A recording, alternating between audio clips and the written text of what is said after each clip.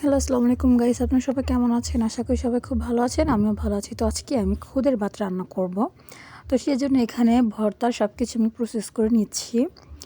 তো এখানে দেখুন আমি কিন্তু ভর্তা সব কিছু এখানে রেডি করে নিয়েছি। তো একে একে কিন্তু আমার সবগুলো ভর্তা কিন্তু আমি বানিয়ে নিচ্ছি। তো আমাদের এখানে খুদের ভাত বলে, তো অনেকে বউভাতও বলে। তো আমাদের এখানে খুদের ভাতটাই বলে, তো এই জন্য আমরাও খুদের ভাতই বলি। তো খুদের ভাতটা কিন্তু আমাদের বলতে আমার কাছে খুবই ভালো লাগে।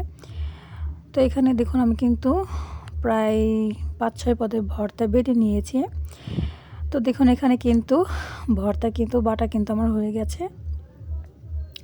তো এখানে হচ্ছে সিমের কাটারি সিম যেটাকে বলে, সেটা সিমের ভর্তাও এখানে বানানো হয়েছে এবং আরও অনেক পদের ভর্তাই বানানো হয়েছে। তো দেখুন ফাইনালি কিন্তু আমার ভর্তাটা কিন্তু বাটা হয়ে গেছে।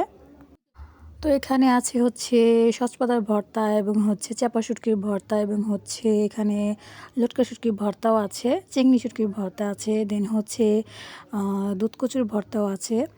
তো দেখুন ফাইনালি কিন্তু আমার খুদের ভাতটা রান্না করা হয়ে গেছে এবং হচ্ছে ভর্তাও কিন্তু বানানো হয়ে গেছে। তো এভাবে খুদের ভাত রান্না করে খেলে কিন্তু খুবই ভালো লাগে। তো আমার মতো এভাবে কারা কারা খুদের ভাত রান্না করে খেয়েছেন সেটা আমাকে অবশ্যই কমেন্টে জানাবেন, আর কারা খুদের ভাতকে কী নামে চিনেন সেটা আমাকেও অবশ্যই কমেন্টে জানাবে। তো সবাই ভালো থাকবেন, সুস্থ থাকবেন। আল্লাহ হাফেজ, আসসালামু আলাইকুম।